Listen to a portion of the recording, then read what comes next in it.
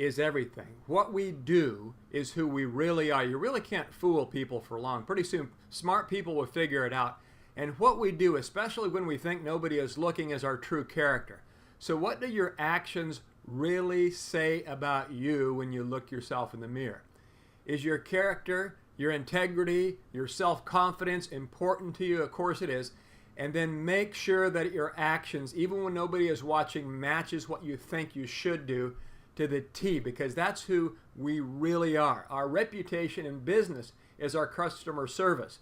The better our service, the more people come back, especially when our customer service is outstanding. And I like learning from the best, and some of this information is repeat of prior videos. We talked about Joe Girard. Joe Girard sold 13,001 cars over the course of 15 years, and these are not fleet sales but to individual car buyers. And he holds the Guinness Book of World Records for being the world's greatest salesman.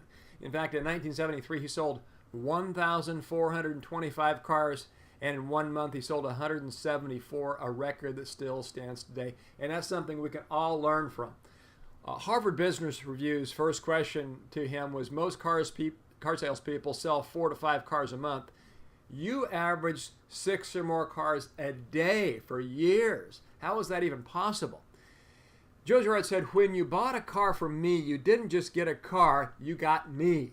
I would break my back to service a customer. I would rather service a customer than sell another car.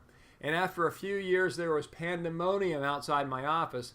There were so many people waiting to see me. So I started seeing people by appointment only. And the reason people were willing to wait for a week for an appointment rather than go buy from somebody else right away is because he made the customer happy after the sale. Someone bending over backwards to make a customer happy is not usual. It's unusual. And that is why those who do it stand out so much. People are sick to death of sitting on hold for customer service.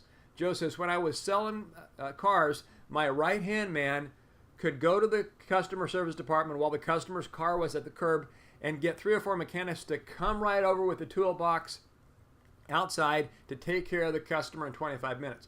Someone would install, sometimes they'd install $15 or $20 worth of parts, a great deal of money back then, and the customer would say, how much do I owe you? Nothing, I'd say. I love you. Just come back. When you get service like that, who are you going to buy from next time, right? That's what makes the business big, is word of mouth. And if you create it, it'll make you. If you don't, it'll break you.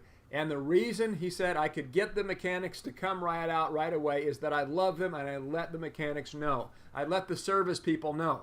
I made a deal with a nice Italian restaurant every third Wednesday. I would take all the service people out to dinner, the people who wrote up the service order, the mechanics, the parts department, everybody, and I would eat with them and tell them how much I appreciated them, how much I loved them. And then once a year I invited all the service people and their families over to a big barbecue at my house to eat with me and my family. And this is something that all executives should think about. There are service people in every company, and they are the ones you wine and dine. And then the reporter asked, now you say you love your customers, what if they aren't so likable? Joe said, it's like a marriage. You need to like each other, and if you treat people right, you will love them. I told my customers that I liked them, that I loved them all the time. I would send a card every month with a different picture, a different greeting. The card would say on the front, I like you. I would close a sale. I would say to my customer, I love you.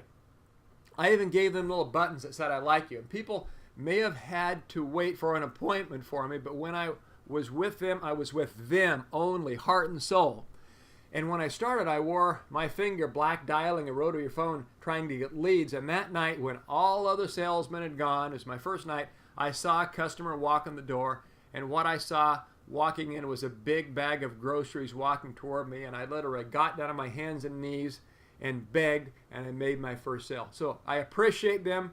I appreciate every person who bought from me so much. I would tell them, thank you, and my family thanks you, and I love you.